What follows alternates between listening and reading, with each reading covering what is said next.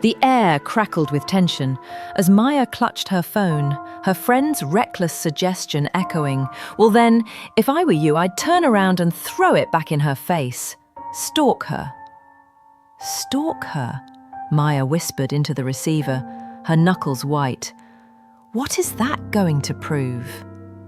"Oh, maybe you can catch her in the act," the voice insisted. "Look, the only thing I've got left today is petty stuff. My afternoon's free until I see Deb tonight. So go, watch her, see what she does. We'll close up the shop for you." Maya hesitated. "She works at an art gallery. Marsh, I think?" "Yeah, that's over on the west side, not far from here." "Okay, slow down," Maya breathed.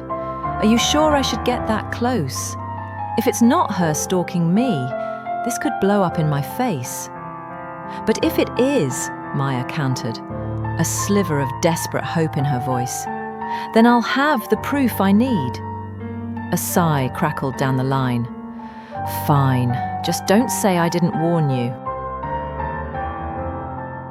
Maya lurked near a sculpture, heart pounding. Then, Lori Parker materialized, her expression a mask of icy surprise. "Maya, what are you doing here?" Lori's voice cut through the quiet gallery. "Are you following me?" Maya stepped forward, defiance hardening her features. "Would it bother you if I was?" Lori let out a short, mocking laugh. "Oh, wow, are you that insecure? Well, if you were, no one would blame you. Ian does, after all, have a history of leaving his women at the altar." "He didn't leave you at the altar," Maya shot back, her voice low and furious. "He broke it off weeks ahead, but you're in some crazy state of denial." Lori's smile was venomous. "Okay, well, who's the one following his ex-fiancé around? And who's accusing me of stalking you dressed as some deranged bride? If someone here seems crazy, darling, that would be you. Is that what you're playing at?" Maya hissed, stepping closer. "You're trying to make me look like the crazy one?" "I don't have to try," Lori purred, looking down her nose. "From where I stand, it's all very clear. Oh, and with Ian being so gun-shy of the I-dos, I mean, I'd be worried too." "Hey, listen," Maya snapped. "Ian and I are getting married, no matter what game you play, okay?" Lori's hand shot out, gripping Maya's arm painfully. "Take your hands off me," Maya demanded, trying to wrench free. Lori leaned in, her voice a venomous whisper. "Oh, but before you do, smile at that camera." She nodded towards a security lens. Maya recoiled. "Are you kidding me?" Maya fumbled with her phone as it rang. "Hello? Maya, it's Deb." Ian's mother's voice held its usual sharp edge. "Were you still planning on babysitting me tonight? Or do I get to play grown-up again?" No, I will be there," Maya promised, her eyes scanning the flat tire with dawning horror. "I'm just having some car troubles." "Oh?" Deb sounded skeptical. "Someone deflated my tire," Maya admitted, frustration bubbling over. "I don't have a spare." "Well, what kind of neighborhood are you in?" "I'm just out shopping. I'm at the mall." "Don't panic," Deb said dismissively. "Call a tow. I'm perfectly capable of drawing my own bath." "No, Deb, I will be there. I'll just be a few minutes late." "Fine," Deb conceded, her tone clipped. "I'll see you when you get here. Oh, and park around back. The kitchen door will be unlocked."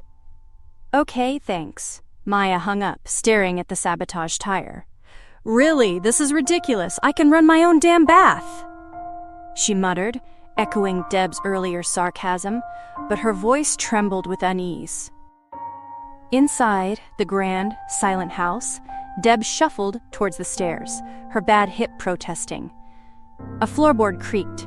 She froze. "What?" she called out, peering into the gloom of the living room. "What? What are you? Who are you?"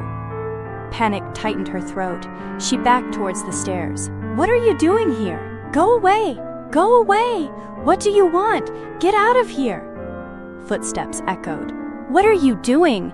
Deb cried, stumbling backwards. "My daughter-in-law's gonna be here any second! Get away from me!" Her voice rose to a terrified shriek, a scuffle, a cry cut short, then a sickening thud followed by silence. Moments later, Deb's house, kitchen entrance. Maya slipped through the unlocked kitchen door. "Deb?" she called softly. The house felt unnervingly still. She moved into the hallway. "Deb?" Her gaze fell on the foot of the grand staircase. Deb lay crumpled, unnaturally still. Maya gasped, hand flying to her mouth. "What?" she breathed, horror washing over her. Later, Deb's house, police presence. A stern detective approached Maya. "Miss Allison?" Using her maiden name noted. "Yeah?" Maya replied, numb with shock. "Do you have a moment?" "Sure." "I've been talking to the neighbors," the detective stated. "So far, no one saw anything. No intruder, no forced entry. She came in through the backyard." "Maybe through the canyon," Maya offered weakly. "That's where you should be looking." "We have," the detective said flatly. His gaze sharpened. "What was your relationship like with Mrs. Ferguson?" "Good," Maya answered, confused. "Why?" "You were the only other one in the house, as far as we know." Maya's eyes widened. "You think I did this?" "Under normal circumstances," the detective said slowly, "I'd think this was a tragic accident. She had a bad hip. Shouldn't have been trying those stairs alone. But given your recent behavior, your unsubstantiated accusations about being stalked..." He paused, letting the implication hang heavy in the air. "I just gotta wonder if something else is going on here." "There is," Maya insisted, desperation clawing at her. "Her name is Lori Parker. She hates this family. She hates me." "Everybody's gone," Ian said dully, staring at the space where his mother had lain. "You wanna head home? Try to get some rest." Maya turned on him, grief twisting into accusation. "Why weren't you here?" The silence stretched. "I had a flat tire," Ian finally said, avoiding her eyes. "I called her, told her I'd be late. She said she'd wait for me." "Well, she obviously didn't," Maya snapped, the words harsher than intended. "Ian," Maya pleaded, stepping closer. "It was the bride. I saw her. In the backyard." "Ian, you know how much Lori hated your mother. I think she came here and, I don't know, pushed her down the stairs. Or maybe she..." "Maya, stop." Ian's voice cracked like a whip. "Just stop. I don't want to hear it." "Okay." "I don't want to hear one more word about this bride." "All right. No more." He turned away, shoulders slumped. "I'm sorry," Maya whispered. "I know you are," Ian sighed, the fight draining out of him. "Me too," Maya murmured. "Can we just go home?" Ian shook his head, not looking at her. "I'm gonna stay. I wanna be alone." "Are you sure?" "Yeah," he said, his voice hollow.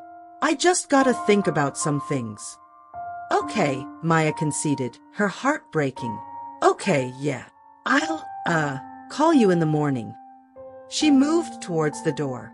"I love you." Ian stared out the window into the dark canyon. "I know," he whispered, too low for her to hear. Lori Parker materialized Besidian like a ghost. "Hey," she said softly, placing a hand on his arm. Ian flinched. "Lori, what are you doing here?" "I came to pay my respects," she said, her voice dripping with false sincerity. "She was almost my mother-in-law." Maya stepped forward, her voice cold. "Yet she would have been the first one to tell you good riddance." Lori's smile didn't reach her eyes. "I bet that pissed you off. Is that what made you want to kill her?" "Lori," Ian interjected wearily, "why don't you pay your respects and leave?" "Of course," Lori simpered. She turned to Ian, placing a hand on his chest. "Ian, I am so sorry. I know how close you were to your mother." "Thank you," Ian mumbled, stepping back slightly. "It really reminds us to cherish them while they're here," Lori continued, her gaze sliding pointedly to Maya. "Maya, does she reside at the Cloverfield retirement home?" "Maya's mother's deceased," Ian stated flatly. Lori feigned shock. "Oh, I'm so sorry." I just thought she was there because, well, I saw Maya there the other day. She paused, letting the poison sink in. Actually, it was the day of Deb's accident. Well, I guess it was just a coincidence I saw you there. Her eyes locked onto Maya's. Unless you were following me. She gave a light, chilling laugh. But you wouldn't do that. That would be crazy. Ian stared at Maya, a storm brewing in his eyes. Did you go there? Maya stood nervously in the doorway of room 12 at Cloverfield Retirement Home. An elderly woman sat staring blankly out the window. Excuse me, Mrs. Parker? No response. My name's Maya Ellison. I'm engaged to Ian Ferguson. He was going to marry your daughter, Lori. I'd like to talk with you about her for a few minutes. Mrs. Parker. The woman stirred slightly, murmuring, Nurse, I need some water. Maya spotted a framed newspaper clipping on the bedside table, an article about the fire that killed Lori's father. She moved closer, picking it up. That's a nice locket you have, Mrs. Parker, Maya said softly, noticing the delicate chain around the woman's neck. Do you mind if I see inside? The woman's head turned slowly. Her eyes, clouded but suddenly intense, met Maya's. You can't trust them, she whispered hoarsely. Just then, a cheerful nurse's aide bustled in. Morning, Lori. This is going to be quite a treat. Your mom had 2 visitors in one day. Lori Parker stood frozen in the doorway. Visitors? You can't trust them, Mrs. Parker repeated, her voice gaining a frantic edge, her eyes fixed on Lori now. Who can't I trust? Lori demanded, striding towards the aide. Who else was here to see her? Oh, I didn't catch her name, the aide replied cheerfully. Said she was a friend of the family's. She's in there now. You can't trust them. No. Mrs. Parker's voice rose to a terrified wail, her hands flailing as Lori stormed towards the room. No. Mom! Lori cried, rushing to her mother's side as the older woman dissolved into hysterical sobs. No. Maya slipped out, unseen. I can't believe you actually went there, her friend exclaimed. So you saw her mother. What happened? She didn't even know I was there, Maya explained, driving away from Cloverfield. Well, not at first anyway. So I decided to do a little snooping, have a look around. Did you find anything? No, Maya admitted. Just an article about the fire that killed her father. You already knew about that, right? Yeah, but... Maya trailed off, Mrs. Parker's warning echoing. Something about what Miss Parker said. You can't trust them. It makes me feel like I don't know the whole story. Something about Lori's past, maybe. Something like what? What did she say? I'm not sure, Maya murmured, her mind racing. A sudden thought struck her. Look, I'll call you back, okay? Wait, Maya ended the call, pulling over. She needed answers about that fire. Now. Ian stared blankly at his boss, Ryan. We've decided to bring in Dan Schultz from Alvatech, Ryan said, not meeting Ian's eye. Is this because I was late for the meeting? Ian asked, a cold dread settling in his stomach. Because I thought I covered pretty well once I got in there. Look, the board just thought we should bring in an outsider, Ryan explained awkwardly. Keep everybody on their toes, that's all. There'll be other opportunities. Right, Ian said flatly. Ryan offered awkward sympathy. You know, if you ever need to talk, my office is always open. Thanks, Ian managed. Yeah, I'm good. He walked out, the dismissal ringing in his ears. There will be other opportunities. Yeah, right. It wasn't even about that anymore. Things are falling apart, he muttered to himself. Work. Maya. His brother Mark approached. Have you spoken to her? No, Ian admitted. I don't even know what to say. I'm just not in a good headspace.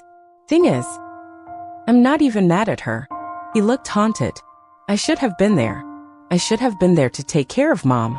It's my fault. Mark placed a hand on his shoulder. Bro. I get it. I feel the same way. But it's not your fault. It's not my fault and it's not Maya's fault. It was just a stupid accident. He paused, choosing his words carefully.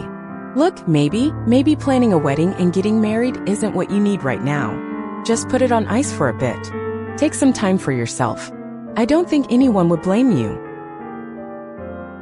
So Lori took out a restraining order, Maya said bitterly into the phone, pacing her apartment. And now I can't get anywhere near her. Does Ian know anything about this? Ian hasn't returned my calls in the last 3 days. Whatever game Lori's playing, it's working. If you look at the order, everything in there seems true. No, she's the crazy stalker, not you. There's got to be a way to prove it's her, Maya insisted. Maybe she's done this before. You think? Maybe there's something in her past, something I could find. That'd be good, her friend agreed, but you can't go within 50 feet of her. How are you going to find out anything? Maya stared at the article about the fire she'd taken from Mrs. Parker's room. I'll find a way. Ian stood vigil beside his brother Mark's hospital bed. Machines beeped steadily. A doctor entered. How is he? Ian asked, his voice thick with exhaustion and worry. He's unresponsive, the doctor said gently. They say it's to be expected with a skull fracture. So now we just wait. Hope he regains consciousness. Sandra, Mark's wife, wiped tears away. Do they know how this happened? Police said it looked like he lost control of the car, went off the road, Ian replied, running a hand over his face.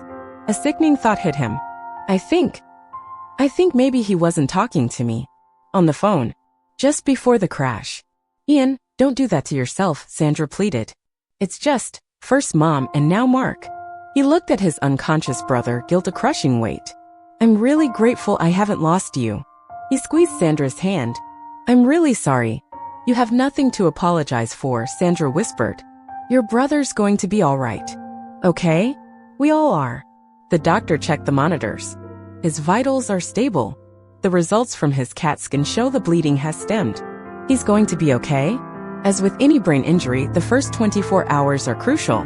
But I'm optimistic that yes, we're out of the woods. That being said, he still has a long road ahead. You really should both get some proper rest. We'll keep an eye on him. We'll let you know if anything changes. Okay, Ian murmured. Thank you. Sandra nodded towards the door. She's right. You should get some rest. Yeah, I know Ian sighed, but I'm not going to be able to. Besides, I've got a meeting at work I shouldn't miss. He looked at Maya, who had arrived silently. What about you? Maya met his gaze. I've got to follow up with something. The fire that killed Lori's father. I found out that, at some point, the fire marshal suspected arson. Ian's eyes widened. Do you think it was her? I don't know, Maya said. I'm going to drive out to Bakersfield. Speak with the detective who handled it, see what I can find out. Concern flickered across Ian's face, momentarily piercing his fog of grief. Be careful. Promise. I promise, Maya assured him. She leaned in, pressing a kiss to his cheek.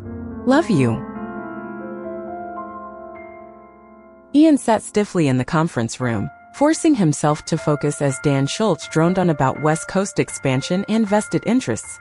His phone buzzed insistently in his pocket. Once. Twice. He ignored it. Not to mention. Schultz continued. Buzz? Buzz? Excuse me, Ian muttered, pulling out his phone. Sandra's name flashed. His blood ran cold. He stood abruptly. Sorry about that. He stepped out into the hallway. Sandra? What's wrong? His face paled as he listened. Okay, I'll be there as soon as I can. He ended the call, leaning against the wall for a moment, trying to breathe. Ryan appeared. Ian? Wait up. Everything all right? No, Ian choked out. Something's wrong with my brother. I have to go to the hospital. Is he okay? Ryan asked, genuine concern in his voice. I don't know. They're taking him for more testing. Ian started to move towards the elevators. Look, Ian, Ryan said, following him. I'm sorry. I really am. But I told Vista we'd get back to them early next week. Fine, Ian snapped, jabbing the elevator button. Just give me a few more days to take care of some things. Listen, Ryan said firmly, blocking his path slightly. You've been running on fumes for weeks now, which is why I need to insist you take a leave. Go on vacation with your fiancé. Just take a break. Who's going to take care of my clients? Ian demanded, the stress cracking his voice. We'll find someone, Ryan said calmly. Ian stared at him, the fight draining out of him, the promotion gone. His mother dead. His brother critically injured. His relationship crumbling. "Sure," he whispered, the word heavy with defeat. "Sure, Ryan. I will take that break." Back at the hospital, Maya rushed towards Ian in the waiting room. "What's going on? Is he all right?" "He's still unresponsive but stable," Ian said, his voice hollow. He looked utterly lost. "Okay, look. I don't understand. He was texting me." He held up his phone, showing the brief, recent message from Mark. "How is that possible?" The doctor who had spoken to them earlier approached. "It's possible," she explained gently, "that he regained consciousness for a few minutes. Just long enough." Ian sank into a chair, staring at the message from his comatose brother, the world spinning further out of control. Maya sat beside him, the chasm between them filled with grief, suspicion, and the terrifying shadow of Lori Parker. The hunt for the truth about the fire felt more urgent than ever.